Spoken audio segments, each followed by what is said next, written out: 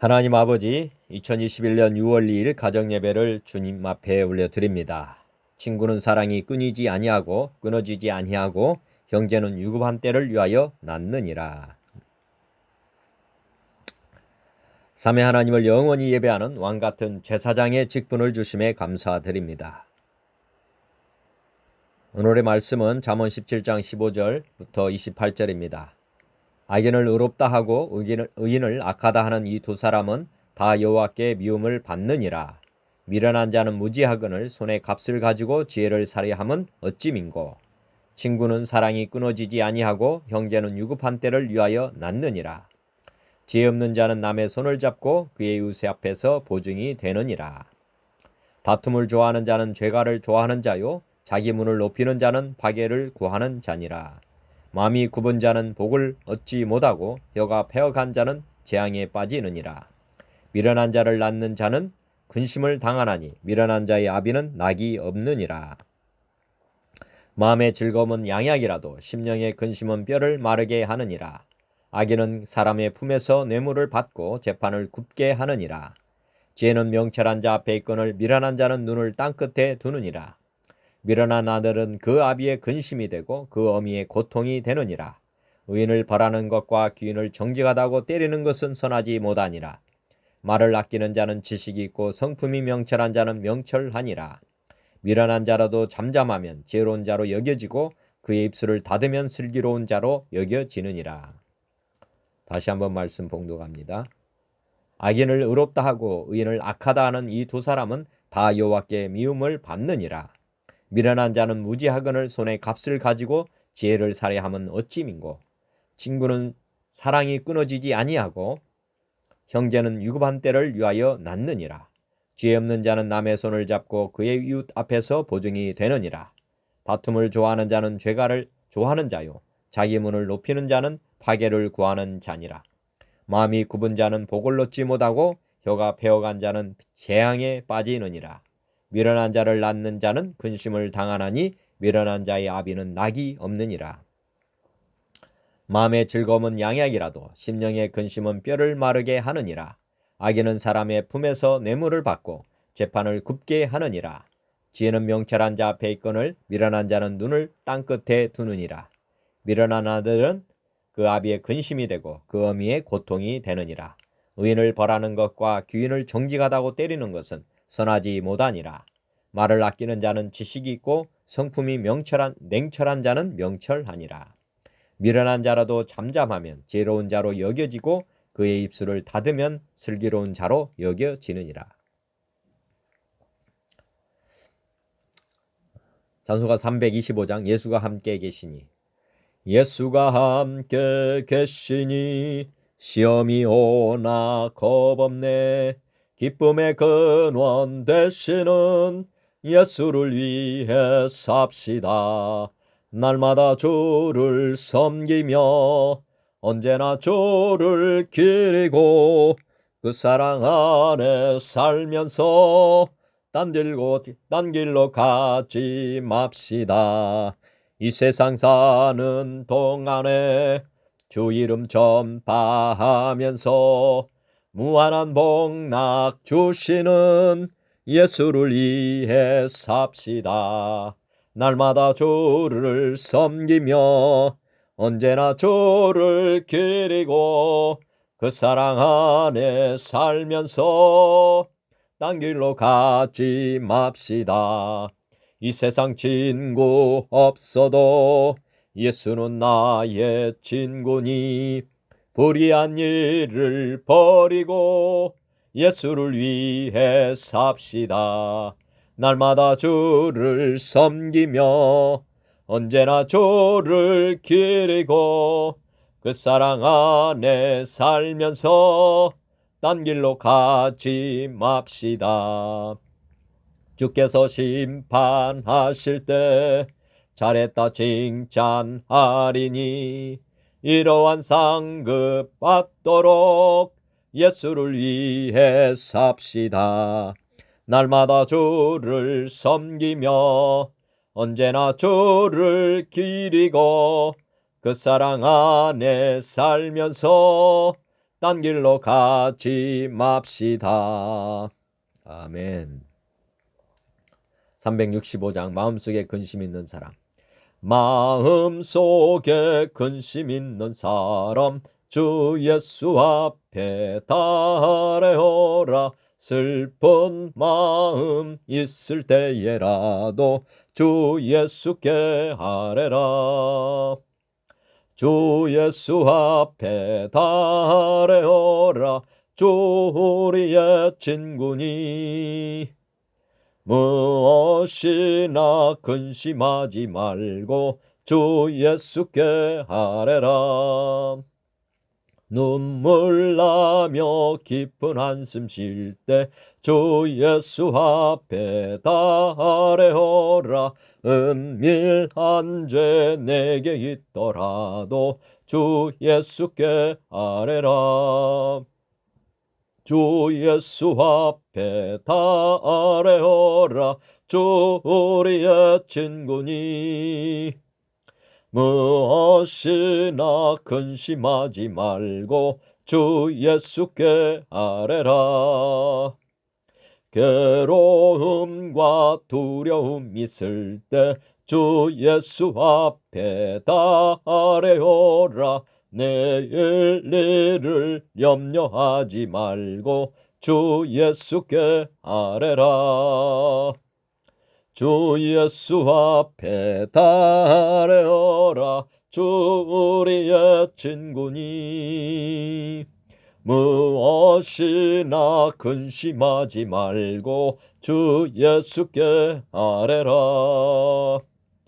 괴로움과 두려움 있을 때 주 예수 앞에 달래어라. 내일 일을 염려하지 말고 주 예수께 아뢰라.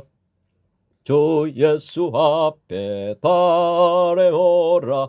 주 우리의 친구니 무엇이나 근심하지 말고 주 예수께 아뢰라.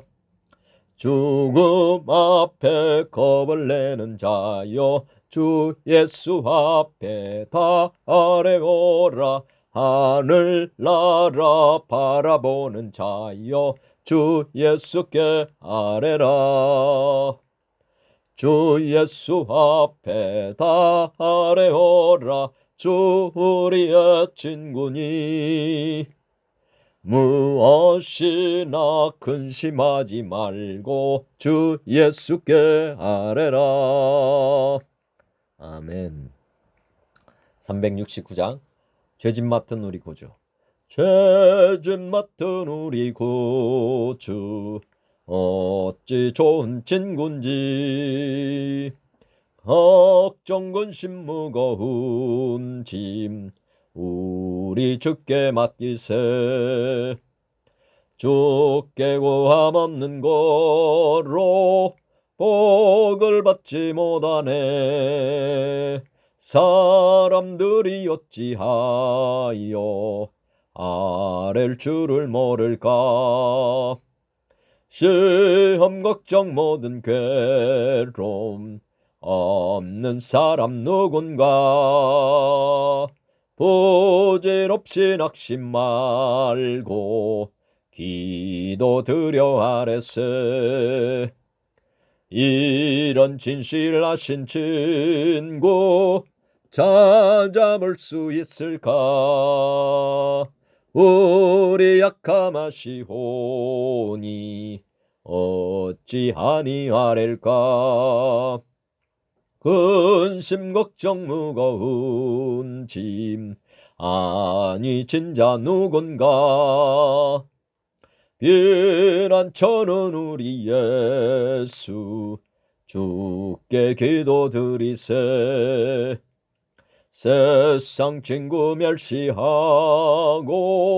너를 조롱하여도 예수 품에 안기어서 참된 위로 받겠네.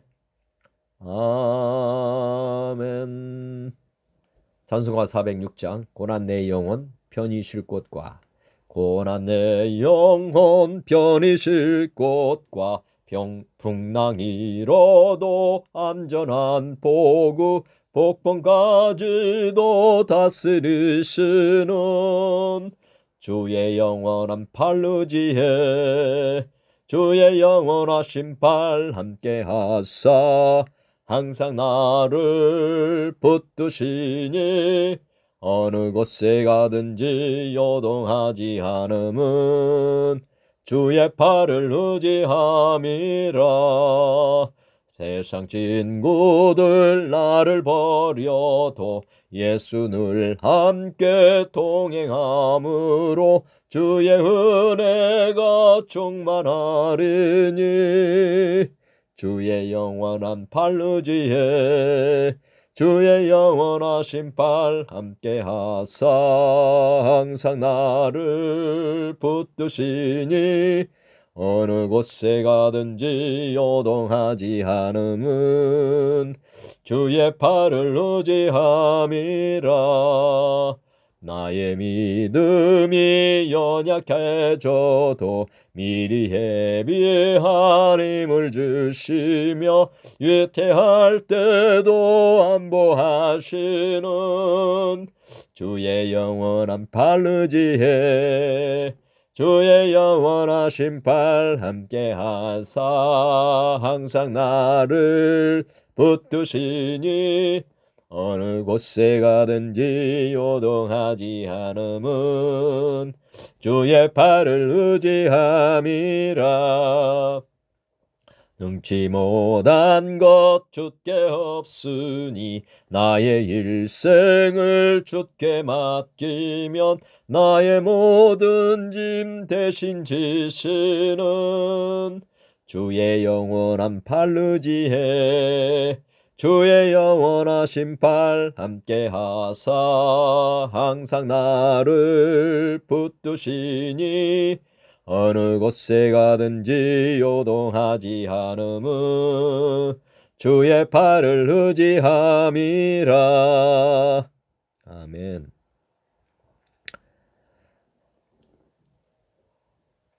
찬송가 412장 내용의 극히 깊은 데서 내 영혼의 극히 깊은 데서 맑은 가락이 울려나네.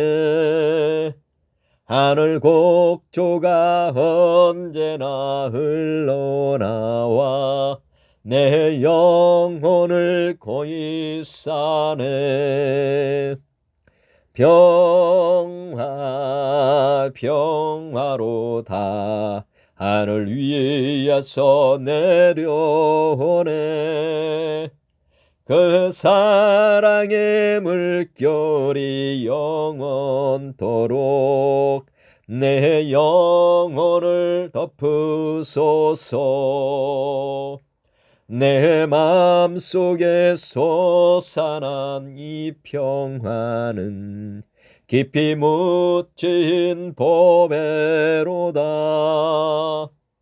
나의 보화를 캐내어 가져갈 자 그 아무도 없으리라.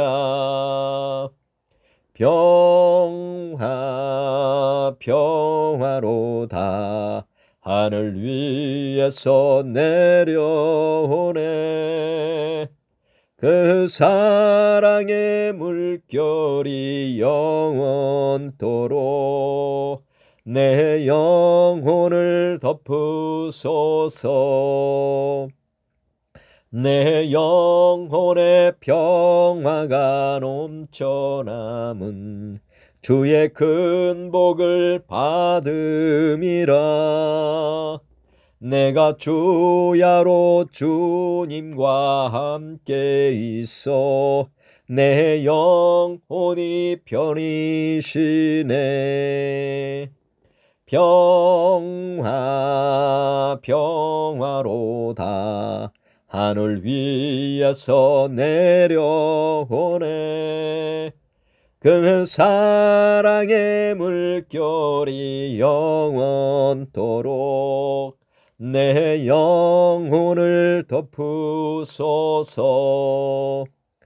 이 땅 위에 험한 길 가는 동안 참된 평화가 어디 있나.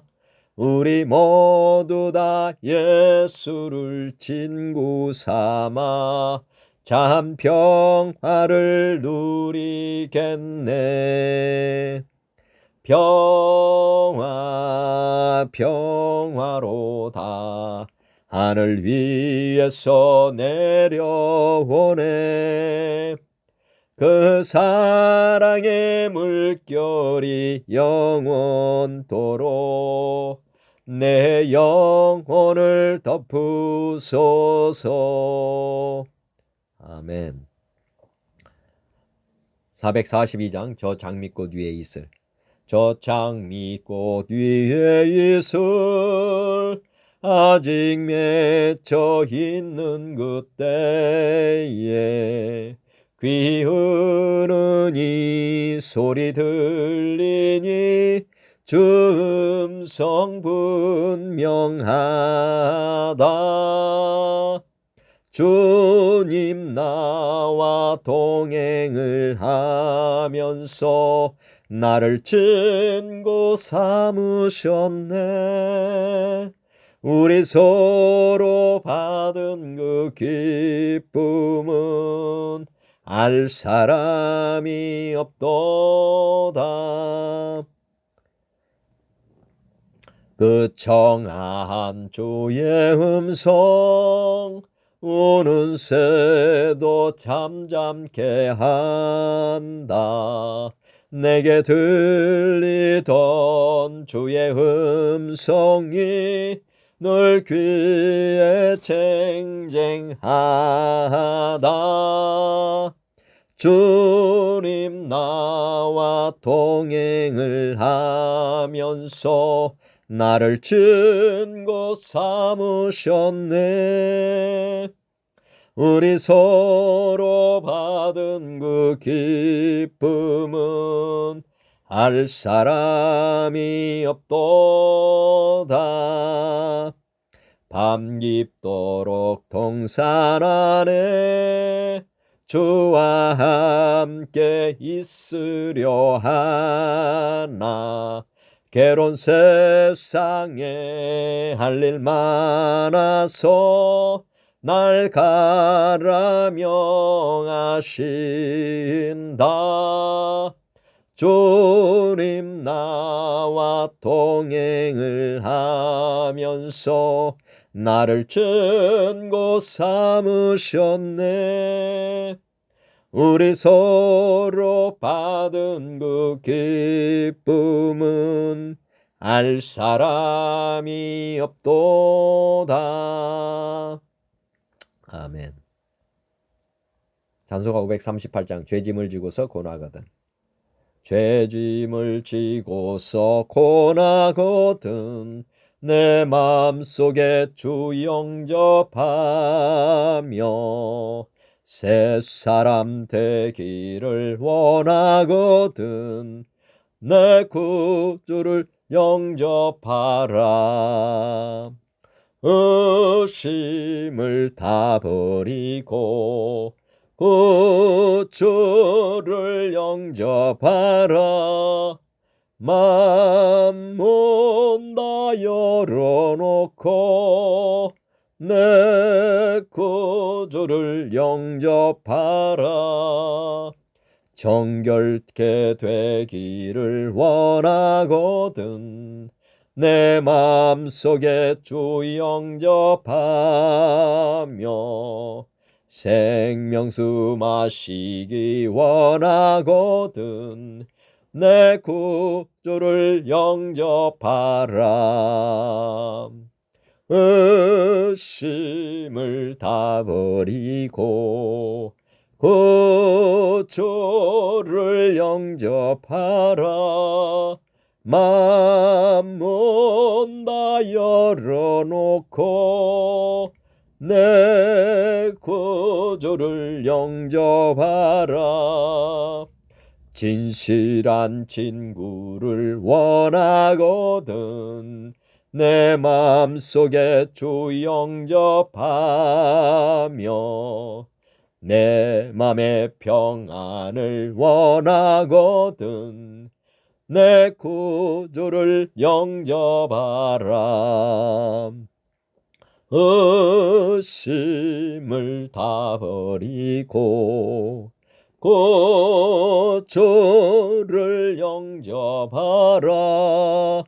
맘문 다 열어놓고 내 구주를 영접하라. 즐거운 찬송을 하려거든 내 맘속에 주 영접하며 평안한 복지에 가려거든 내 구주를 영접하라. 의심을 다 버리고 구주를 영접하라. 맘문 다 열어놓고 내 구주를 영접하라. 아멘. 539장 너 주 예수께 조용히 나가.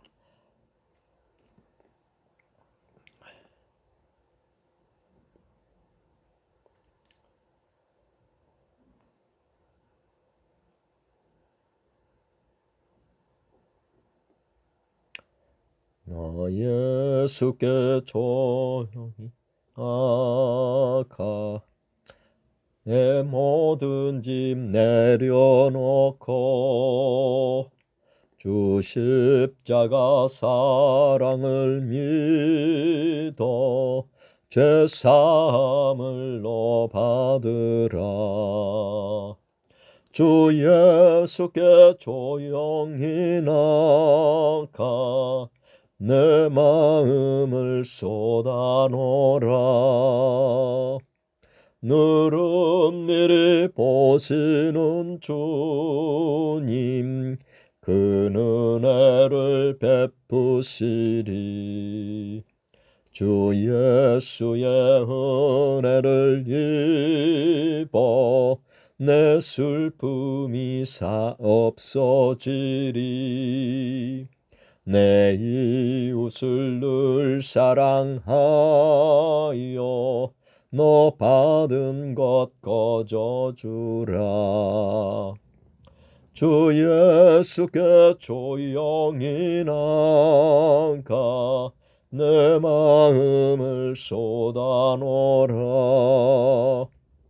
늘 은밀히 보시는 주님 그 은혜를 베푸시리.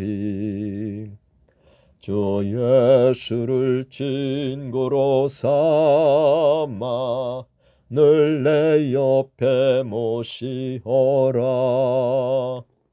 그 영원한 생명샘물에 내 마른 목 죽이어라. 주 예수께 조용히 나가 내 마음을 쏟아놓으라. 늘 은밀히 보시는 주님 그 은혜를 베푸시리. 너 주님과 사귀어 살면 새 생명이 넘치리라. 주 예수를 잡는 이 앞에 참 밝은 빛 비추어라. 주 예수께 조용히 나가 내 마음을 쏟아놓으라.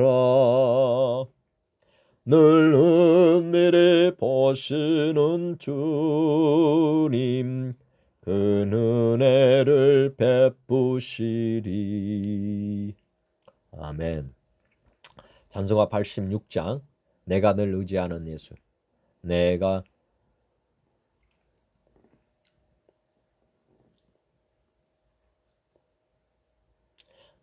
늘 의지하는 예수, 나의 상처 입은 심령을 불쌍하게 여기사 위로하여 주시니 미쁘신 나의 좋은 친구.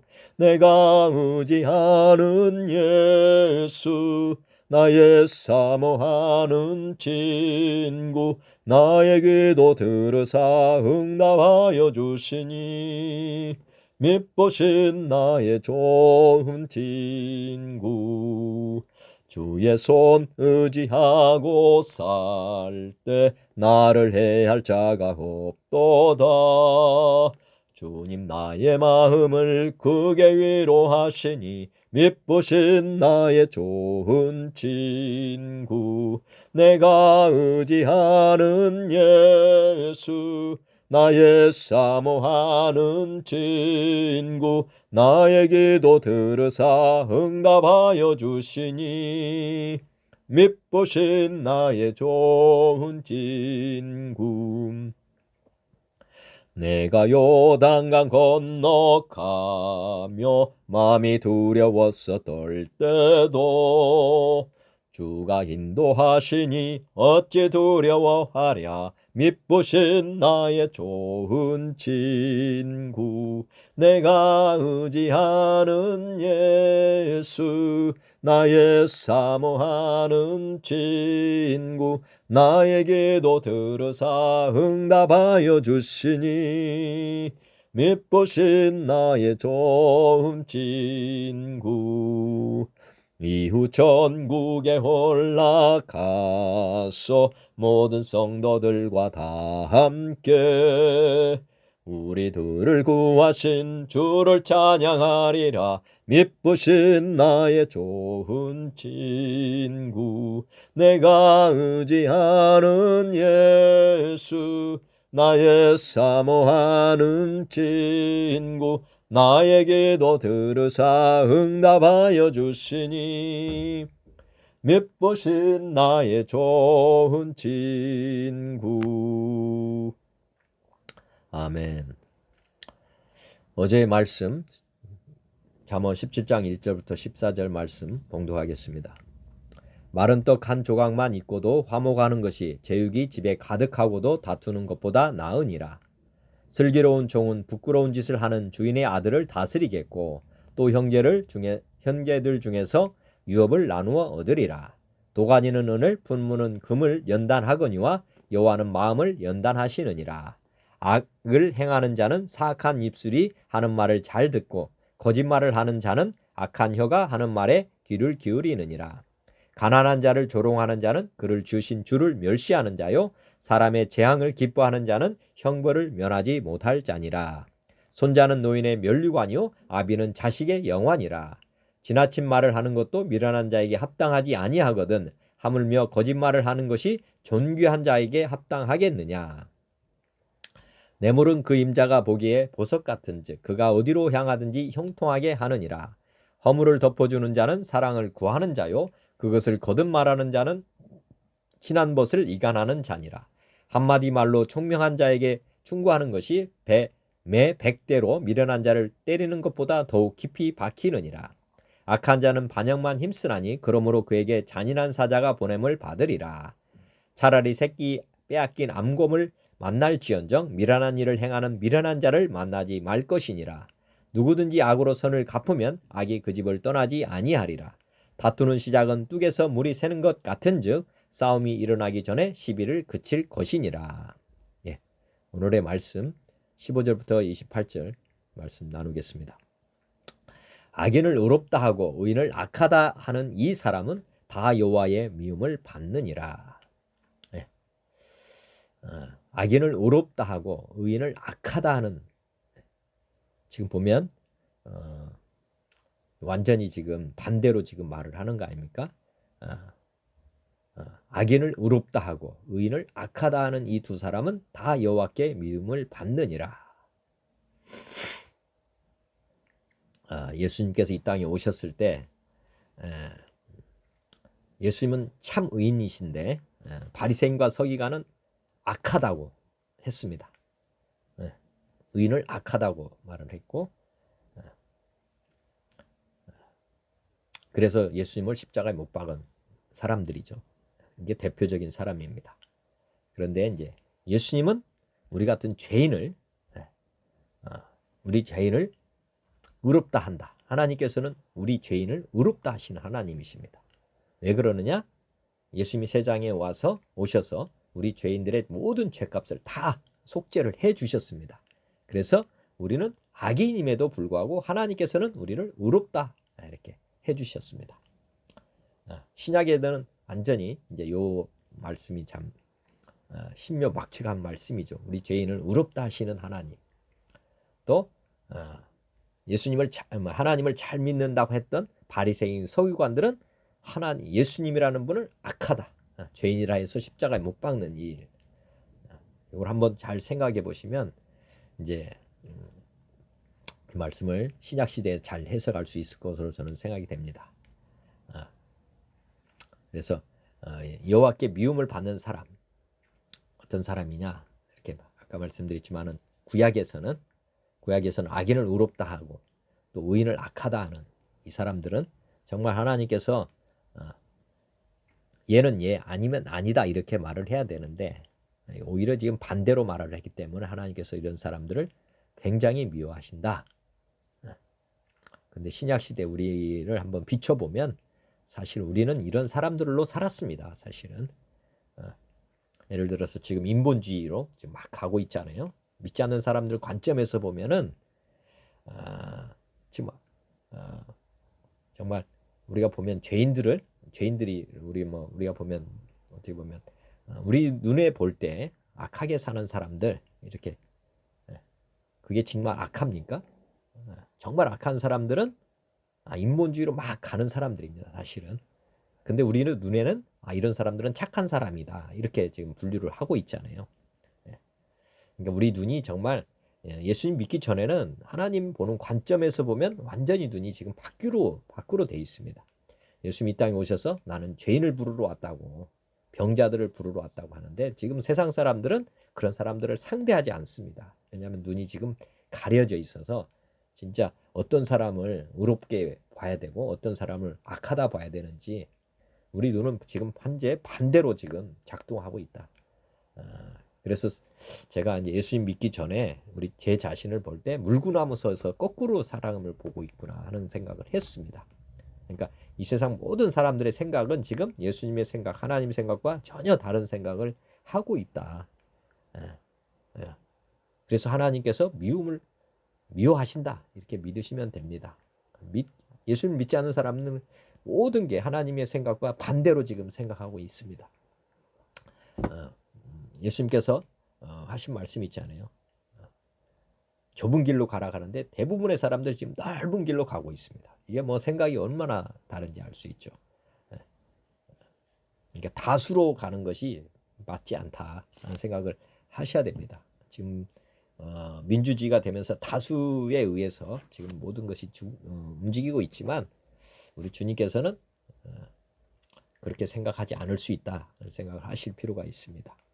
그러니까 다수의 생각이 꼭 맞는 건 아닐 수 있다.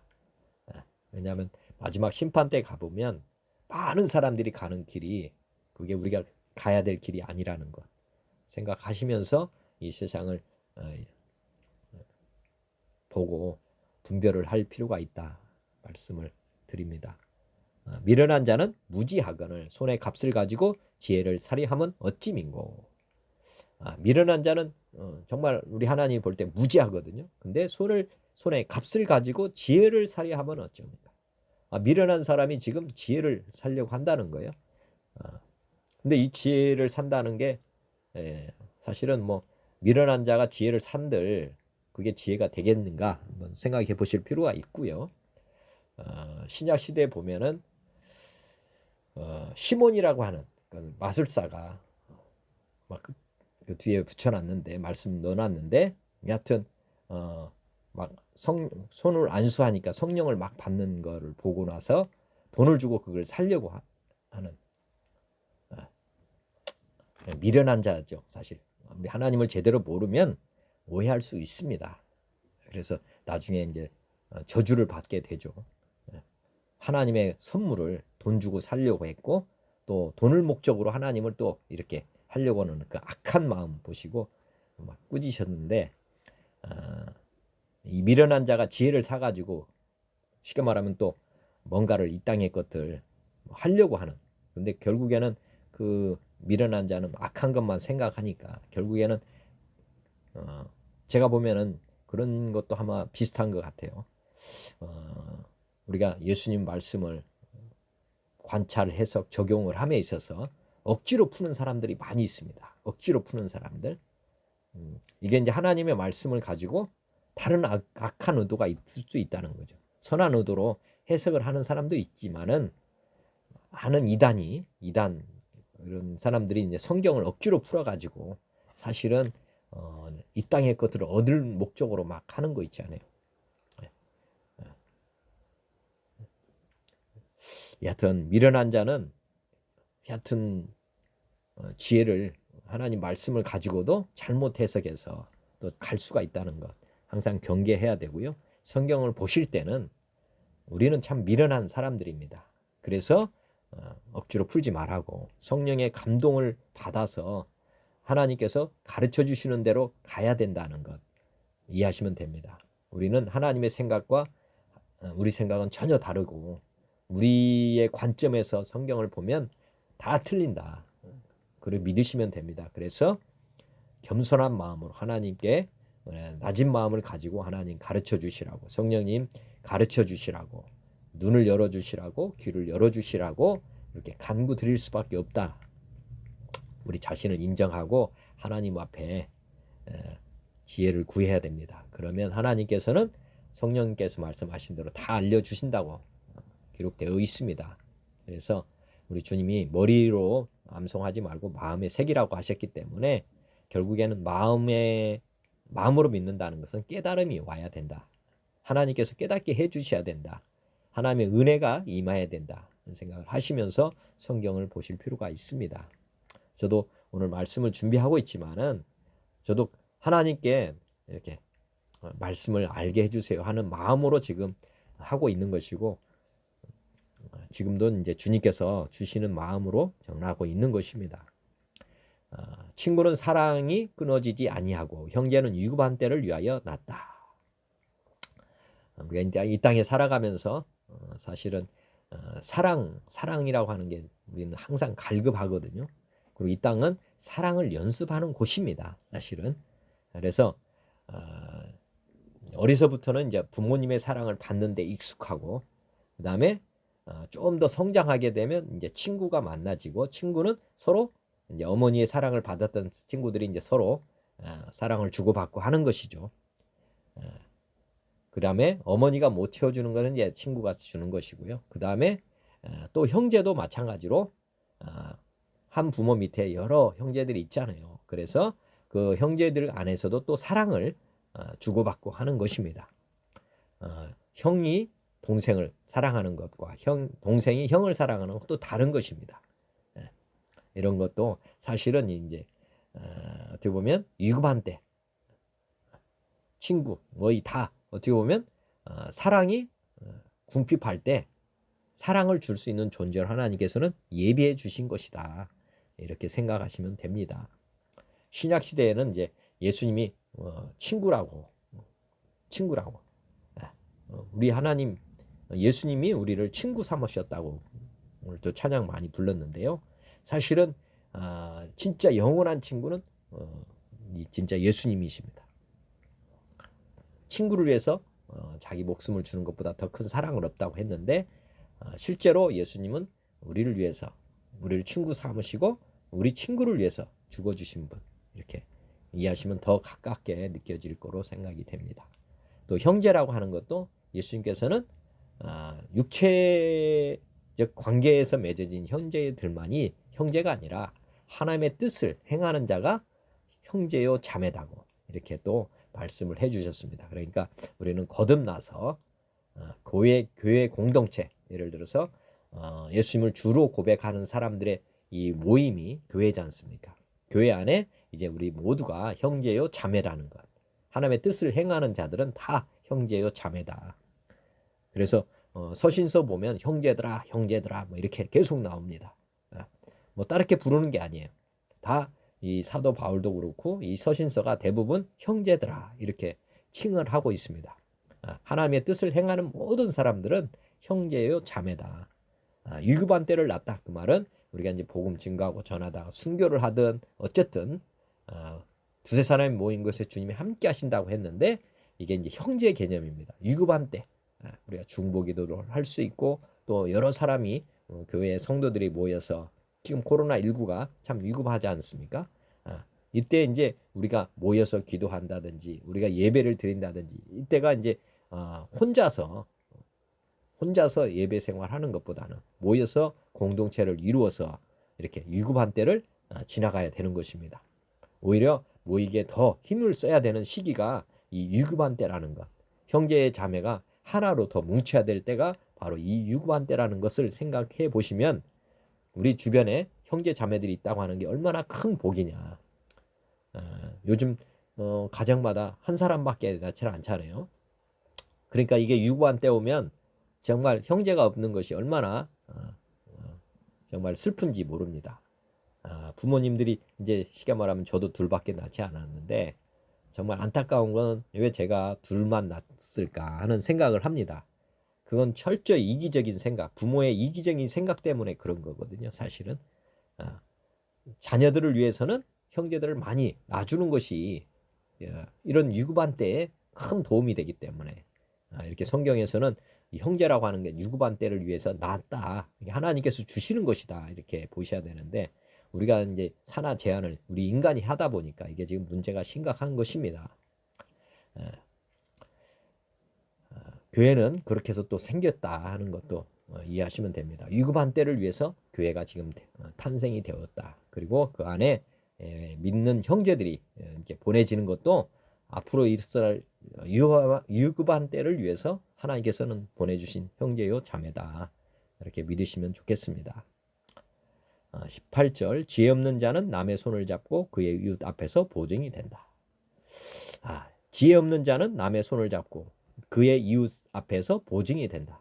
우리 주님이 구약에서도 마찬가지고 전번에도 한번 나왔습니다만은 하여튼 보증을 서지 마라. 보증 서는 건 교만한 행동이라고 예전에 한번 말씀 나눴습니다. 왜냐하면 자기 자신도 감당하기 어려운데 다른 사람의 문제까지 짊어져 준다고 하는 것은 하나님이 보실 때는 정말 어리석은 일이기 때문에 하지 마라. 이게 정말 지혜 없는 자라는 거죠. 신약 시대에 보면은 사랑의 빚 외에는 아무 빚도 지지 마라. 빚 갚을 능력이 우리에게는 본질적으로 없다는 것입니다. 자기 빚도 못 지기 때문에 빚을 지지 마라고 한 것이고요. 그 다음에 두 번째, 빚을 갚으려면 앞으로 일을 애틱이 돼야 되잖아요. 직업이 그냥 없어져 버리면 빚을 갚을 능력이 없기 때문에 채무자가 되어버리지 않습니까? 파산이 돼버리는 것이거든요. 그래서 주님은 매일매일 이렇게 주시는 은혜로 살아야지 없는 것 빚을 내서 막 사는 것을 하나님이 원치 않는다. 모든 사람이 그렇게 가야 된다는 거죠. 보증이 된다고 하는 것은 사실은 뭐 어디서 요구하느냐면 금융기관에서 요구하잖아요. 빚을 낼 때. 이럴 때 이제 빚을 지는 것을 대신 다른 사람들을 임보증을 세워주는 거 아닙니까? 그리고 담보도 내게 하고 그 다 목적은 빚을 낼 때 이런 것이 일어나는 것입니다. 근데 하나님은 그렇게 되면 금융기관의 종이 돼버리니까 사람들에게 빚을 지지 말라고. 지금 아파트 뭐 투기가 막 일어나는데 다 금융기관에 지금 그 아파트는 금융기관 거예요. 사실은 그 밑에 이제 그 이자 갚고 원금 갚는데 평생을 사실 노예로 사는 거거든요. 사실은 정말 지혜 없는 자라는 것 생각해 보시면 되겠고 항상 주님께서는 우리의 보증자가 되시고 우리의 담보자가 되십니다. 우리 하나님만 믿고 가면 되는 것이에요. 금융기관을 믿고 가도 안 되고 부동산을 믿고 가도 안 되고 재물을 믿고 가도 안 되는 것입니다. 그렇기 때문에 아무에게도 보증을 서지 마라. 사랑의 빚 외에는 짓지 말라고 하시는 것 다시 한번 생각해 보시면 좋겠고요. 다툼을 좋아하는 자는 죄가를 좋아하는 자요 자기 문을 높이는 자는 파괴를 구하는 자니라. 하여튼 뭐 다툼을 좋아하는 것 어디에도 시비하지 말라고 했는데, 하여튼 다툼을 좋아하는 것은, 다툼을 많이 한다고 하는 것은 죄를 많이 만들어내는 것이니까 뭐 죄를 좋아하는 것이죠. 또 자기 문을 높이는 자, 우리 주님께서 높고자 하면 낮아지고 낮고자 하면 높아진다고 하셨는데, 자기 문을 높이는 자라고 하는 것은 높은 자리를 지금 탐하고 있는 사람이다, 그런 거를 보면 되고, 그런 사람들은 뭡니까? 교만하고 자만한 사람들입니다. 그래서 나중에는 넘어지게 된다. 우리 주님은 낮춘다는 거죠, 사실은. 그래서 낮고자 하는 자는 높아지고 되는 것이고, 이 땅에 그 본이 되어 주신 분이 하나님의 아들 예수님이십니다. 그분은 하나님의 아들이심에도 불구하고 이 땅에 오셔가지고 우리 죄인을 위해서 십자가에 죽으시고 진짜 가장 낮은 곳까지 내려가셨는데, 우리 하나님께서 가장 높은 곳 하나님의 보좌 우편에 앉게 해주셨습니다. 우리가 이렇게 낮아지는 것, 겸손해지는, 겸손의 왕 예수님의 본을 따라서 우리도 살아야 되는 것입니다. 높고자 하는 마음이 있다면 이 시간 다 내려놓으시길 바랍니다. 왜냐하면 하나님께서 인사권자다 믿으시면 됩니다. 낮게 섬기는 자로 이렇게 항상 마음을 가지면, 겸손한 자면 하나님께서 높여 주신다 믿으시기 바랍니다. 1등을 하고자 하면 꼴등이 되려는 마음, 그런 마음을 가지고 섬기면서 다른 사람을 존경하면서 하나님을 경외하면서 그렇게 가시면 됩니다. 그러면 하나님께서는 한 계단 한 계단 올려주십니다. 마음이 굽은 자는 복을 얻지 못하고 혀가 패역한 자는 재앙에 빠진다. 뭐 당연합니다. 마음이 중요하다고 어제도 말씀했어요. 속 사람, 굽은 자라는 것은 마음이 옳지 못하다는 거니까 하나님을 믿지 않는 사람, 이렇게 단정 지을 수 있습니다. 그런 사람은 복을 받지 못한다는 거고, 그 다음에 혀가 패역한 자는, 말씀드렸지만 마음에 있는 것이 밖으로 막 나오는데, 하여튼 마음이 굽은 자 안에서 나오는 이런 패역한 말들은 결국에는 자기 입술에 열매를 맺게 되니까 결국에는 패망을 이루게 된다.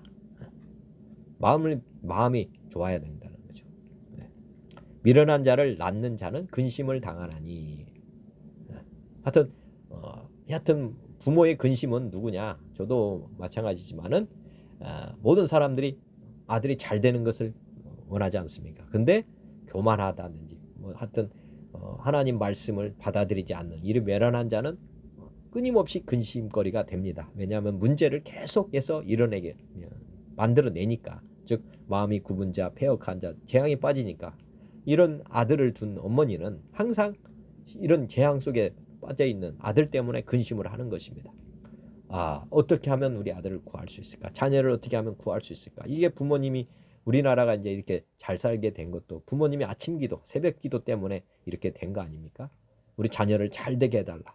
나보다 더 똑똑하고 지혜롭게 해달라. 이런 어머니들의 기도 때문에 사실은 이 나라가 이렇게 세워진 것입니다. 우리 하나님을 믿지 않는 게 정말 가장 어리석다고 했고 미련하다고 했습니다. 이렇게 하나님을 믿지 않으면 낙이 없습니다. 저도 자녀가 믿음이 참 좋기를 원하고 또 그런 가정을 세우기를 소망하고 있는 이유는 이런 근본적인 근심, 염려, 이런 것들을 다 이제 쉽게 말하면 없애고 싶은 것이죠. 하나님 안에 들어가지 않으면 이런 근심, 세상 근심, 염려에서 벗어날 길이 없습니다. 그렇게 사는 자녀, 재앙 가운데 매일 빠져있는 자녀들 누가 건져주겠습니까? 우리 생명을 구원해 주실 분 하나님밖에 없습니다. 자기 자신부터 믿고 그러면 우리 가정이 구원된다는 말씀이 있지 않습니까?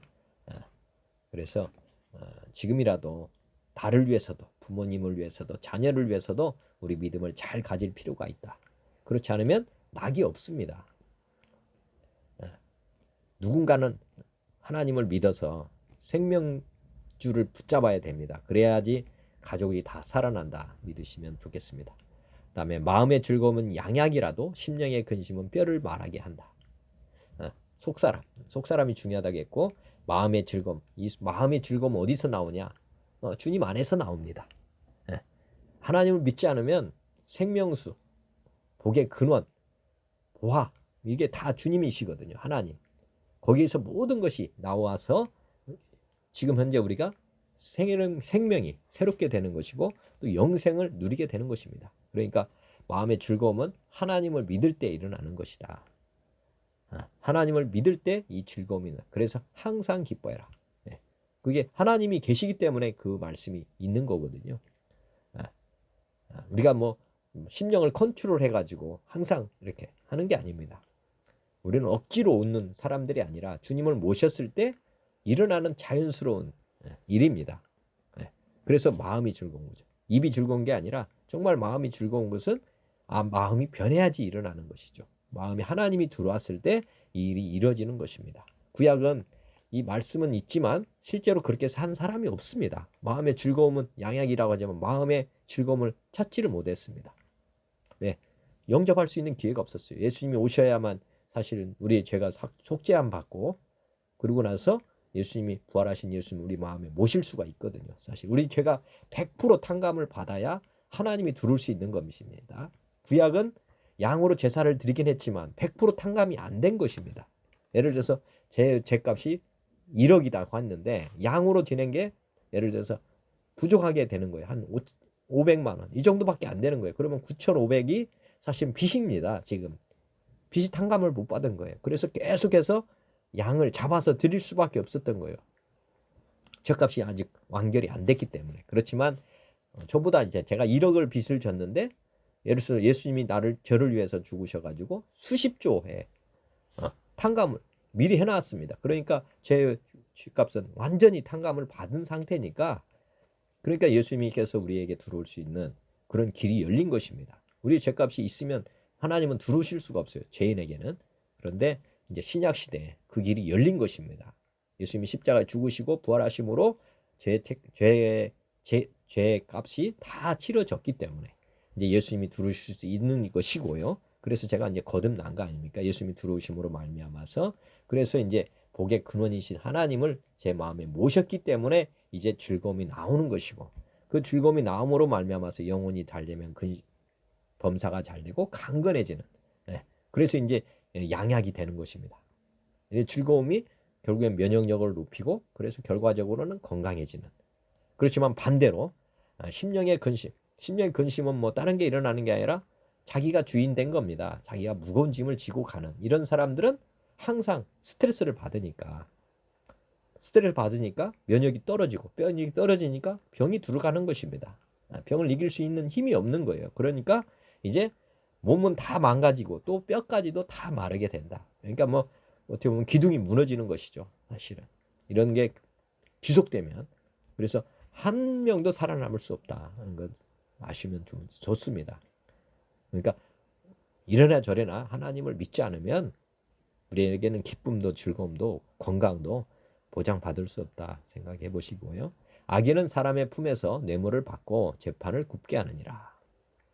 어제도 뇌물에 대한 이야기 했는데 뇌물은 낚시꾼이 던지는 그 낚시 밥이라고 보시면 됩니다.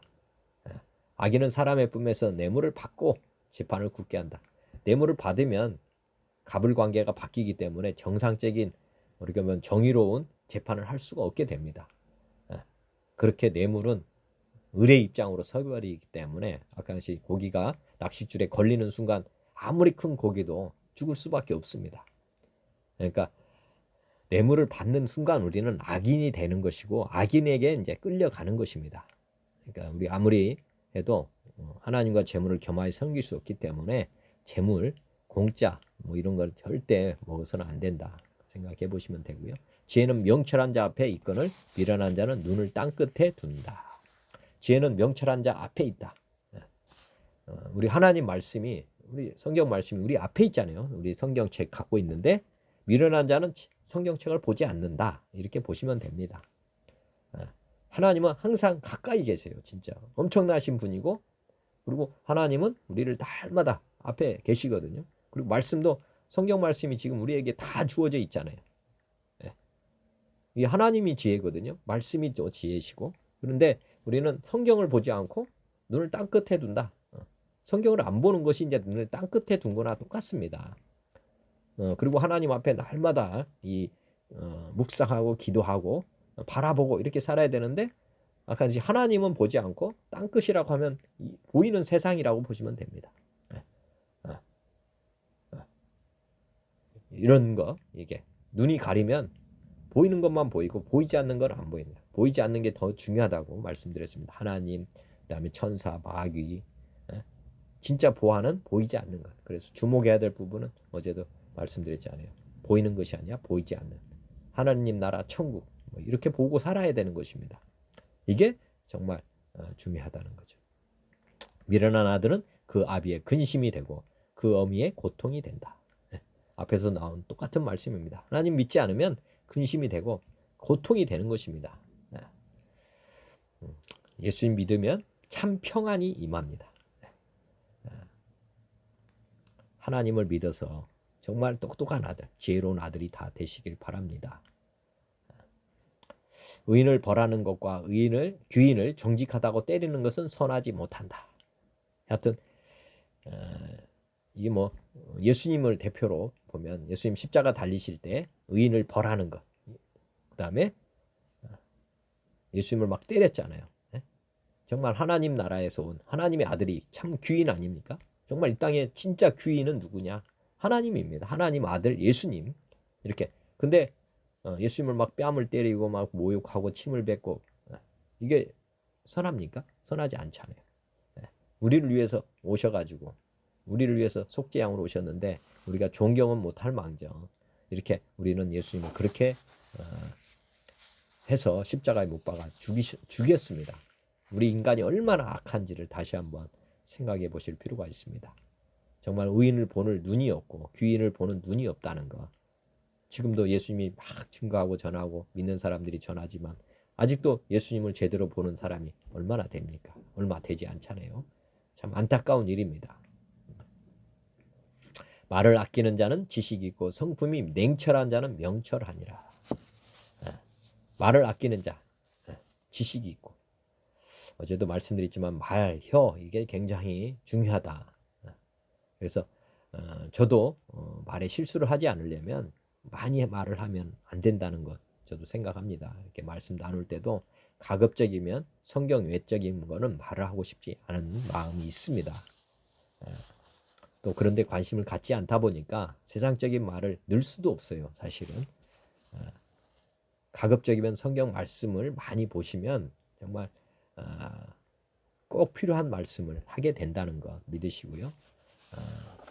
성품이라고 하는 것도 사실 우리 하나님의 성품을 담아야 되는 것이지 세상적인 성품, 존경할 만한 성품이 있다 하지만 거기는 다 자기가 주인이고 어떻게 보면 세상 관점에서만 나오는 말이거든요. 진짜는 하나님을 담는 성품이 돼야 됩니다. 그게 이제 성령의 9가지 열매가 있잖아요. 사랑, 온유, 양성, 충성, 절제, 인내 이런 것들이 다 하나님의 성품이거든요. 그런 성품이 우리 안에 있으려면 하나님을 모시고 성령 충만한 삶, 말씀 충만한 삶, 날마다 우리 자신을 부인하는 삶, 우리 하나님, 우리 안에 모신 예수님을 늘 삶으로 예배드리는 삶, 이런 삶 가운데서 우리 성품이 온전해진다. 그렇게 믿으시면 될 것 같고요. 미련한 자더라도 잠잠하면 지혜로운 자로 여겨지고 그의 입술을 닫으면 슬기로운 자로 여겨지느니라. 침묵이 이제 금이다. 이 말씀도 있는데 우리가 잠잠할 때 잠잠해야 되고 말을 해야 될 때 하는 것이 이제 참 지혜입니다. 쉽게 말하면 모르는 게 있으면 잠잠해야 되는 것이고 알아도 사실은 잠잠할 필요가 있다. 그렇지만 하나님의 말씀을 증거하고 전함에 있어서는 잠잠해서는 안 된다. 근데 때에 맞게 또 해야 되니까 또 주님이 그 때를 주실 때만 해야 되겠죠. 아무 때나 한다고 해서 되는 것은 아니니까 그것도 한번 우리가 항상 말을 할 때는 우리 입의 주인은 우리 안에 계신 예수님이라는 것도 우리가 인정하면 때에 맞는 말을 하게 될 것이라고 저는 믿습니다. 그러니까 우리가 예수님을 주인으로 온전히 섬기기 전까지는 우리 혀는 항상 이런 마음을 가지고 말을 아껴야 된다는, 그리고 항상 이 주의를 해야 된다는 생각을 잊어서는 안 될 것 같습니다.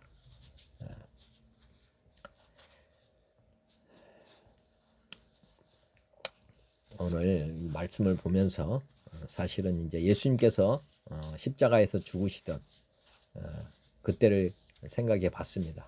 의인을 악인이라고 하고 악인을 의인이라고 했던 상황이 어떤 상황이냐 보면은 예수님이 이제 돌아가실 때 원래는 누가 죽었어야 되냐면 우리 상식으로 보면 바라바라고 하는 이 바라바라고 하는 사람이 원래는 죽어야 됩니다. 그래서 원래 이게 우리 세상 관점에서 보면은 왼쪽 강도, 그다음에 바라바, 우측 강도 이렇게 세 사람이 십자가에 달려서 죽어야 되는데 이 두 사람은 뭐 죄 지은 대가로 죽었지만은 예수님이라고 하는 분은 이 바라바와 유월절에는 한 사람을 풀어주는 전례가 있었는데 유대인들이 뭐를 했냐면 예수님을 죽여달라고 하고 이 악한 쉽게 말하면 어떻게 보면 최고로 악한 왼쪽 강도 우측 강도보다 더 악한 사람이 이제 바라바라고 보면 되겠습니다. 근데 바라바를 풀어주고 오히려 예수님을 십자가에 못 박아 죽이었습니다. 그래서 이제 결론적으로는 강도 둘과 예수님이 이제 십자가 못 박혀 죽는 이런 사건이 2020년 전에 일어난 아니 뭐 2000 하여튼 30년이니까 2010년 정도 일어났다고 해야 되나요? 아니 하여튼 예수님이 BC AD를 나누는 계기가 된다면 2030년에 이제 돌아가신 거니까 지금으로부터 보면 1990년인가요? 그 전이겠죠. 예, 지금 2020년이니까 이때 이제 예수님이 돌아가신 거거든요. 그러니까 의인을 악인이라고 하고 악인을 의인이라고 해서 지금 풀어주는 거나 똑같은 일이 지금 2020년 전에 이제 예수님이 오시고 나서 십자가에 달리실 때 일어난 사건입니다. 근데 여기에 이제 영적 의미가 있는데 왜 예수님은 강도들과 같이 돌아가셨냐 말씀드렸지만은 예수님 외적 강도는 우리의 옛사람이라고 보면 됩니다. 우리도 다 십자가에 못 박아 죽어야 될 그런 사람들이었기 때문에 우리 옛사람은 주님과 함께 죽고 또 누가복음인가 보면은 이 우측 강도는 나중에 낙원에 있게 되는 회개를 해서 낙원에 이르간다고 해서 천국으로 가는 강도입니다. 그래서 이거는 제가 이제 묵상하면서 이건 물 세례를 이야기하는 거구나. 나는 예수님과 함께 죽었다.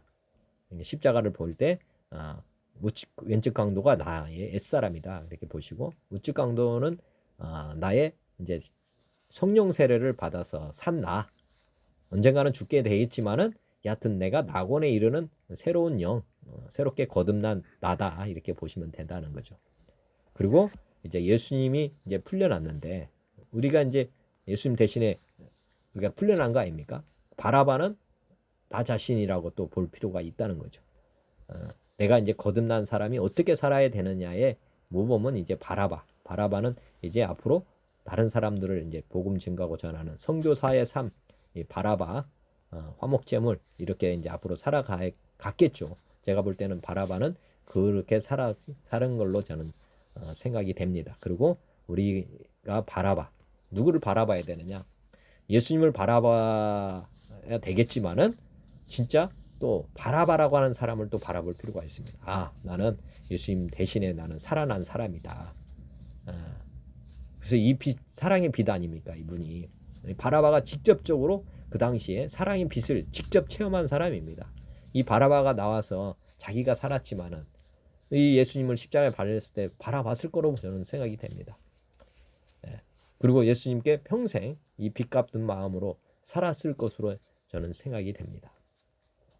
허랑방탕하게 살았다면 예수님께서 이 바라바를 대신해서 죽을 이유가 없지 않습니까? 그렇게 또 생각해 보시면 좋겠고요. 말씀드렸지만은 마태복음 27장에 이제 빌라도라고 하는 대제사장 그 총독이 있었죠. 이제 예수님을 이 빌라도에게 넘겨주었다. 근데 예수님은 빌라도가 발견한 바로는 찾지 못했다는 거예요. 한번 읽어보면 결박하여 끌고 가서 총독 빌라도에게 넘겨주니라. 그때 예수를 판 유다가 이제 뭐 예수님 팔고 나서 나중에 유다가 이제 목매달아서 죽는 내용이 이제 여기에 나오고, 그다음에 빌라도가 심판을 다 했지만 나중에 보면 죄를 찾지 못했다.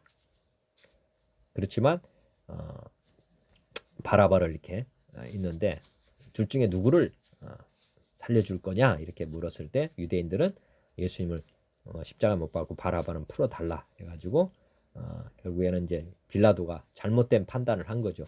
의인을 악인이라 하고 악인을 의인이라 이렇게 결국에는 재판을 잘못했기 때문에 저희 사도신경에서 빌라도를 이제 어떻게 보면 잘못한 사람으로 지금 우리가 이제 고백하잖아요. 이 빌라도가 한 말을 잘 들어보면 빌라도가 아무 성과도 없이 도리어 밀란이 나르는 것을 보고 물을 가져다가 무리 앞에서 손을 씻으며 이르되 이 사람의 피에 대해 나는 무죄하니 너희가 당하라. 그래서 나중에 보면 백성이 다 대답하여 이르되 그 피를 우리와 우리 자손에게 돌릴지어다 하거늘 이에 바라바는 그들에게 놓아주고 예수는 채찍질하고 십자가 못 박혀 넘겼다. 이게 바라바가 심판을 잘못한 뭐 어떻게 보면 최종 책임자라고 보면 되고요. 그 다음에 요 한 말, 그 피를 우리와 우리 자손에게 돌릴지어다. 유대인들이 이제 나는 무죄하고 너희들이 이제 죄값을 치러라 했는데 그 사람들이 또 우리 자손들이 지겠습니다 해가지고 지금 유대인들이 지금까지 예수님 믿지 못하게 된 결정적인 이 말 한마디, 우리 자손들에게 돌려라. 그래가지고 이 자손들이 예수님 믿지 못하고 지금 어떻게 보면 이 죄인으로 지금까지도 사는 그런 형국이 됐습니다. 이게 하나님의 뜻이 지금까지 이루어지고 있는 것이죠. 우리가 얼마나 말을 조심해야 되는지도 한번 생각해 볼 필요가 있습니다. 구약에 보면은 야곱의 그 아내 중에 하나가 라헬이잖아요. 레아 라헬인데 라헬을 굉장히 사랑했습니다. 그런데 나중에 보면 라반의 집에서 도망가면서 그 라반의 뭐 어떻게 보면 신이 있잖아요. 드라빔인가? 그거를 이제 라헬이 숨겨갖고 나왔는데 야곱이 그거를 발견한 사람에게는 그것을 가지고 있는 사람은 죽는다 이렇게 합니다. 그래가지고 나중에 보면은 그 요셉을 낳고 나서 요셉의 누구죠? 동생. 동생을 낳고 죽어버리잖아요. 이게 야곱이 말을 잘못했기 때문에 그렇게 해서 또 아내가 라헬이 죽는 그런 일이 있었는데 여하튼 우리가 어떻게든지 말은 조심스럽게 해야 된다는 생각을 또 해볼 필요가 있습니다. 누가복음에도 사실은 이제 이 23장에 예수님이 달리실 때 빌라도가 이제 하는 말들이 여러 가지가 있는데 이 사람에게 죄가 없다. 예수님은 의인입니다. 사실은 죄가 있다면 말이 안 되죠. 예수님의 죄목은 뭐냐면 무슨 이 세상에 우리가 생각하는 그런 죄를 진 그런 거는 없어요. 의인입니다. 의인이니까. 예수님이 돌아가신 이유 중에 하나는 신성모독, 하나님의 아들이라고 해가지고 그렇게 해서 이제 돌아가신 것이고 죄목은 이제 하여튼 우리 상식에서는 뭐 신성모독죄로 이제 유대인들이 죽였다. 그러지만 뭐 예수님은 속죄 양으로 오셨기 때문에 뭐 유대인들이 뭐 고발하든 안 하든 예수님은 돌아가셨을 겁니다. 왜냐하면 피의 대가를 치러야만 우리의 죄값이 치러지는 거니까. 요한복음 19장에도 마찬가지로 아무 죄도 찾지 못했다. 예수님은 의인이다. 이런 내용을 이제 했고요. 그렇지만 여기 보면 11절 요한복음 19장의 11절 보면은 예수께서 대답하여 이르시되 위에서 주지 아니하셨다면 나를 해할 권한이 없다. 나를 내게 넘겨준 자의 죄는 더 크다. 나를 내게 넘겨준 자의 죄는 더 크다. 이게 유대인들의 예수님 말씀하시고 나를 의인인데 죄인이라고 해가지고 빌라도에게 넘겨준 유대인들의 죄는 더 크다 해가지고 지금까지 이 죄값을 치르고 있다는 것을 보시면 되겠습니다. 사도행전 8장에 보면은 이제 시몬이라고 하는 마술사가 지금 보면 8장에 그 성에 시몬이라는 사람이 전부터 있어 마술을 행하여 사마리아 백성을 놀라게 하며 자칭 큰 자라 하니 낮은 사람부터 높은 사람까지 다 따르며 이르되 이 사람은 크다 일컫는 하나님의 능력이라 하더라. 지금 보면 마술사 시몬이라는 사람이 이제 뭐 제자들이 복음을 막 증거하고 다녔습니다. 보면 8절에 그 성에 큰 기쁨이 있다. 중풍병자가 막 좀 고쳐지고 막 하니까 이제 마술사들이 마술하는 거하고 이제 비슷한 거 아닌가 이렇게 이제 시몬은 착각했던 것 같아요. 그래서 마술도 다 배워서 하는 거 아닙니까? 그래서 이런 이제 막 병자들이 낫고 하는 이런 환경을 보고 나서 시몬이라는 사람이 자칭 큰 자라 사마리아 뭐 마술을 잘했던 사람으로 보입니다. 근데 그래서 낮은 사람부터 높은 사람까지 다 따르며 이제 이 사람을 따라다녔다는 거죠. 그리고 이런 능력을 보고 하나님의 능력이라 막 이렇게 했는데 오랫동안 그 마술에 놀랐으므로 그들이 따랐더니 빌립이 하나님의 나라와 및 예수 그리스도의 이름에 관하여 전도함을 그들이 믿고 남녀가 다 세례를 받으니 시몬도 믿고 세례를 받은 후에 전심으로 빌립을 따라다니며 그 나타나는 표적과 큰 능력을 보고 놀랐다. 시몬도 이제 세례를 받고 이제 전심으로 빌립을 쭉 따라다녔는데 예루살렘에 있는 사도들이 사마리아도 하나님의 말씀을 받았다함을 듣고 베드로와 요한을 보내매 그들이 내려가서 그들을 위하여 성령 받기를 기도하니 이는 아직 한 사람에게도 성령 받은 내리신 일이 없고 오직 예수의 이름으로 세례만 받을 뿐이더라. 이에 두 사도가 그들에게 안수함에 성령을 받는지라. 이렇게 안수하고 이렇게 하니까 이게 이제 방법으로 이제 시몬은 생각한 거죠. 시몬이 사도들의 안수로 성령 받는 것을 보고 돈을 들여 이르되 이 권능을 내게도 주어 누구든지 내가 안수한 사람은 성령을 받게 하여 주소서 하니 베드로가 이르되 내가 하나님의 선물을 돈 주고 살 줄로 생각하였으니 내 은과 내가 함께 망할지어다.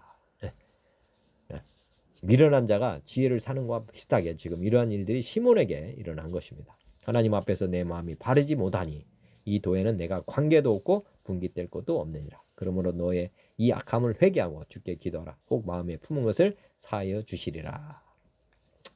이렇게 저주를 해버렸습니다. 내가 함께 망할지어다 이렇게 하니까 얼마나 큰 지금 저주가 임했습니까? 이 말을 잘못한 건데 베드로가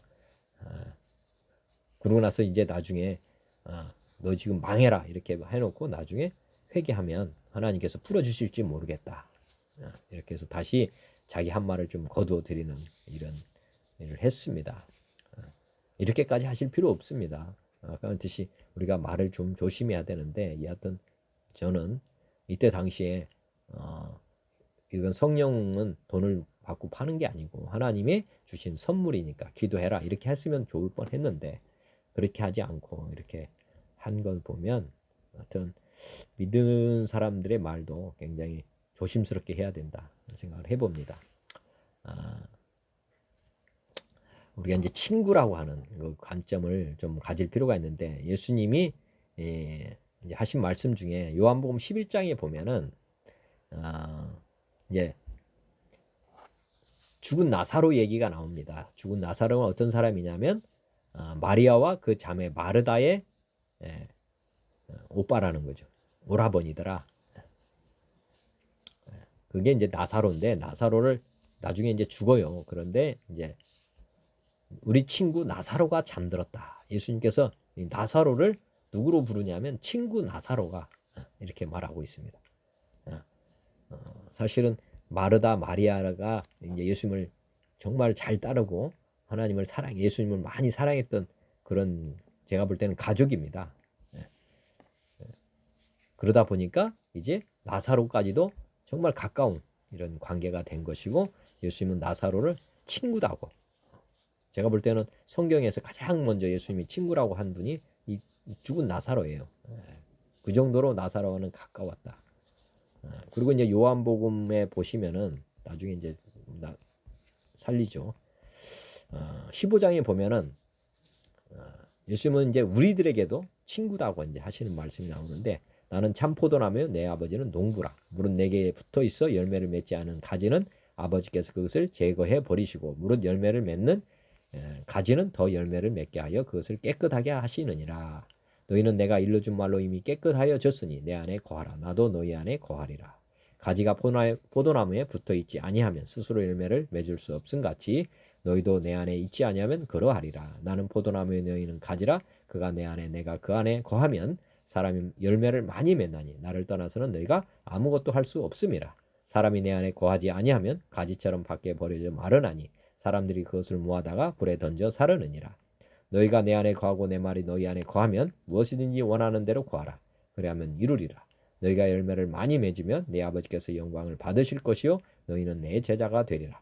아버지께서 나를 사랑하신 것 같이 나도 너희를 사랑하였으니 나의 사랑 안에 거하라. 내가 아버지의 계명을 지켜 그의 사랑 안에 거하는 것 같이 너희도 내 계명을 지키면 내 사랑 안에 거하리라.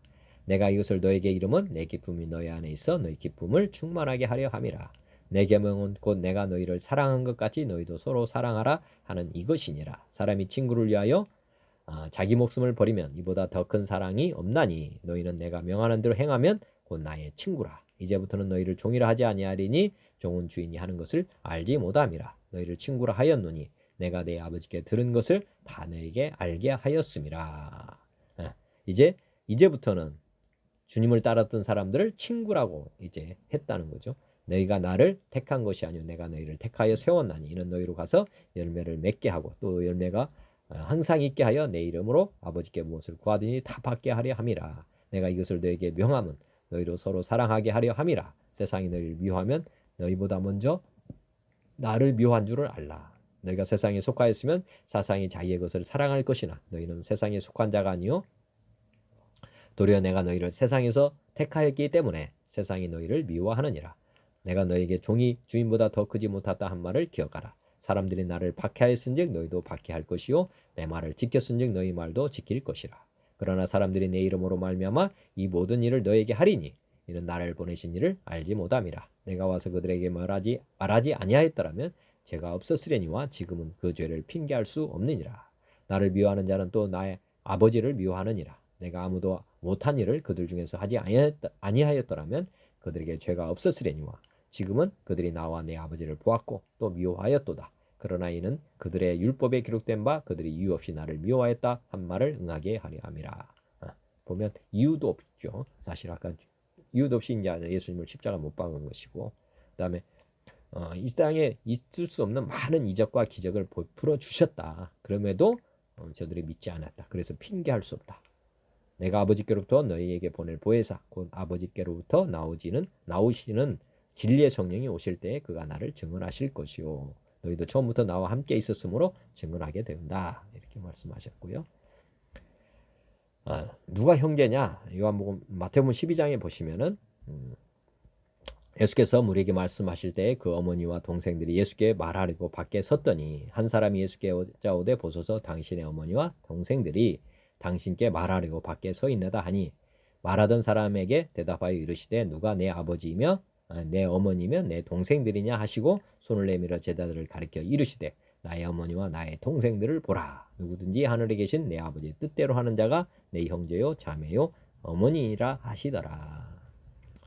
그리고 이제 사도행전에 보면 형제들아 이렇게 이제 1장부터 이제 나옵니다. 1장 16절 형제들아 성령이 다윗의 입을 통하여 예수 잡는 자들의 길잡이가 된 유다를 가리켜 이렇게. 그다음에 사도행전 2장에도 형제들아 내가 조상 다윗에 대하여 담대히 말할 수 있노니 유대인들끼리니까 또 형제들일 수도 있습니다. 그래서 그렇게도 나오지만 우리는 지금 보면 믿는 형제들 사도들끼리를 형제들이라고 사도행전 3장에도 형제들아 그다음에 사도행전 6장은 이제 유대인들이기 때문에 형제들이라는 말을 쓴 것 같고요. 6장에는 지금 보면 믿는 자들한테도 지금 형제들아 너희 가운데서 성령과 지혜가 충만하여 칭찬받는 사람 7수를 택하라. 우리가 이 일을 그들에게 맡기겠다. 이렇게 나오고 로마서에도 보면 형제들아 우리가 빚진 자로 돼. 육신에게 져서 육신대로 살 것이 아니다. 믿는 형제들을 지금 형제들이라고 부르고 있습니다. 우리가 이 호칭이 얼마나 좋은 호칭인지를 한번 생각해 보실 필요가 있습니다. 우리 교회에 집사 뭐 이렇게 하는데 믿는 사람들끼리는 형제들아 이렇게 부르는 것이 더 친감이 있는 것 아닌가 그런 생각이 됩니다. 우리가 호칭에 대해서 한번 묵상했으면 좋겠고요. 그다음에 빚 관련된 거 모든 자에게 줄 것을 주되 조세를 받을 자에게 조세를 바치고 관세를 받을 자에게 관세를 바치고 두려워할 자를 두려워하며 존경할 자를 존경하라. 피차 사랑의 빚 외에는 아무에게든지 아무 빚도 지지 말라. 남을 사랑하는 자는 율법을 다 이루었다. 사랑의 빚 외에는 아무에게도 아무 빚도 지지 마라.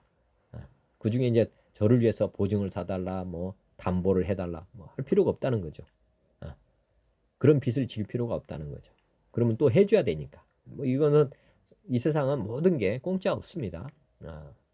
그러니까 내가 보증을 안 쓰려면 다른 사람에게도 보증을 요구하면 안 되죠. 나는 요구하면서 다른 사람에게 뭐 이렇게 하면 이게 지금 말이 안 되는 거니까 사랑의 빚 외에는 피차 아무에게든지 이렇게 서로 보증 쓰는 관계 이런 걸 하지 마라 말씀드렸습니다. 간음하지 말라, 살인하지 말라, 도둑질하지 말라, 탐내지 말라 한 것과 그 외에 다른 계명이 있을지라도 내 이웃을 내 자신같이 사랑하라 하신 말씀 가운데 다 들었다. 사랑은 이웃에게 악을 행하지 아니하나니 그러므로 사랑은 율법의 완성. 이웃에게 악을 행하지 않는 것, 빚을 요구하지도 않고 또 보증을 요구하지도 않는 그런 것도 이제 하나의 형제 사랑이라고 보시면 되겠습니다.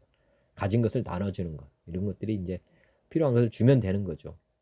보증을 서지 말고 있는 걸 나눠주는 거라 생각하시면 되겠고, 그 다음에 너희가 이 시기를 알거니와 자다가 깰 때가 벌써 되었으니 이는 이제 우리 구원이 처음 믿을 때보다 가까웠음이라. 밤이 깊고 낮이 가까웠으니 그러므로 우리가 어둠의 일을 벗고 빛의 갑옷을 입자. 낮에와 같이 단정히 행하고 방탕하거나 술 취하지 말며 음란하거나 호색하지 말며 다투거나 시기하지 말고 오직 주 예수 그리스도로 옷 입고 정욕을 위하여 육신의 일을 도모하지 말라. 또 높은 자리, 아까 탐하는 것과 관련돼서 마가복음 12장에 해당의 높은 자리와 잔치 윗자리를 원하는 서기관들을 삼가라. 화 있을 진저 너희 바리새인이여 너희가 회당의 높은 자리와 시장에서 문안받는 것을 기뻐한다. 이 사람들은 다 화가 있다. 그 다음에 로마서 11장에 보면 옳도다 그들은 믿지 아니함으로 꺾이고 너는 믿었으므로 섰느니라. 높은 마음을 품지 말고 도리어 두려워하라. 그 다음에 12장에 서로 마음을 같이하여 높은 데 마음을 두지 말고 도리어 낮은 데 처하며 스스로 지혜 있는 채 하지 말라. 높은 마음을 품지 마라. 그 다음에 마태복음에도 보면 예수님이 계실 때 가버나움아 내가 하늘에까지 높아지겠느냐 음부에까지 낮아지리라. 올라가면 낮아지고 이렇게 하겠다는 거고요. 그 다음에 마태복음 23장 누구든지 자기를 높이는 자는 낮아지고 누구든지 자기를 낮추는 자가 높아진다. 그렇게 말씀도 하시고 예수님은 그렇게 사셨고 그래서 가장 높은 곳에 올라가셨다. 누가복음 14장 무릇 자기를 높이는 자는 낮아지고 자기를 낮추는 자는 높아지리라. 누가복음 18장에도 내가 너에게 이르노니 저 바리새인이 아니고 이 사람이 세리가 무릎 다심을 받고 그 집으로 내려갔느니라. 무릇 자기를 높이는 자는 낮아지고 자기를 낮추는 자는 높아진다. 빌립보서 2장에 예수님이 이제 정말 얼마나 겸손하게 사셨는지가 나옵니다. 그러므로 예수 그리스도 안에 무슨 권면이나 사랑의 무슨 위로나 성령의 무슨 교제나 구미로나 자비가 있거든 마음을 같이하여 같은 사랑을 가지고 뜻을 합하여 한 마음을 품어 아무 일이든지 다툼이나 허용으로 하지 말고 오직 겸손한 마음으로 각각 자기보다 남을 낮게 여기고 각각 자기를 돌볼 뿐더러 또한 각각 다른 사람들의 일을 돌보아 나의 기쁨을 충만하게 하라. 너희 안에 이 마음을 품어라. 곧 그리스도 예수의 마음이니 그는 근본 하나님의 본체시나 하나님과 동등됨을 취할 것으로 여기지 아니하시고 오히려 자기를 비워 종의 형체를 가지사 사람들과 같이 되셨고 사람의 모양으로 나타나사 자기를 낮추시고 죽기까지 복종하셨으니 곧 십자가에 죽으심이라. 이러므로 하나님이 그를 지극히 높여 모든 이름 위에 뛰어난 이름을 주사 하늘에 있는 자들과 땅에 있는 자들과 땅 아래에 있는 자들로 모든 무릎을 예수의 이름에 꿇게 하시고 모든 입으로 예수 그리스도를 주라 시인하여 하나님 아버지께 영광을 돌리게 하셨다. 정말 낮은 자리로 가셨기 때문에 주님께서 이제 모든 입으로 예수님을 주라 시인하게 했다. 모든 만물이 예수님 이름에 꿇게 됐다. 이게 겸손하셨기 때문에 이런 일이 일어났다는 거죠.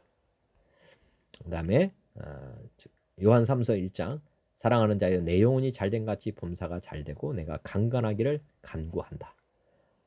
아까 마음의 즐거움 이거 중요한 게 이제 영혼이 잘되는 것이 중요하다. 속 사람이 정말 중요하다는 게 이제 요한 3서 2절의 말씀입니다.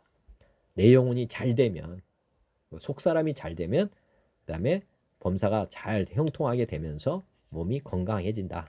내 마음이 즐거움은 나중에 자기 삶의 양약이 된다고 했잖아요. 이게 우리 몸을 건강하게 하는 비결 중에 하나는 몸에다가 투자하는 것이 아니라 진짜는 속 사람에게 투자해야 된다는 것. 그것이 정말 중요하다는 것이죠. 나무를 잘 되게 하려면 뿌리가 튼튼해야 되는 것이죠. 나무가. 뿌리는 다 병들었는데 위에다가 약을 많이 친들 이게 되겠습니까? 진짜는 보이지 않는 부분에 우리가 집중할 필요가 있다는 거죠. 이게 속 사람. 우리 안에 속 사람이 있습니다. 이 속 사람이 잘 될 때 모든 것들이 지금 바깥에 있는 열매는 그 속에서 결정이 되는 거거든요.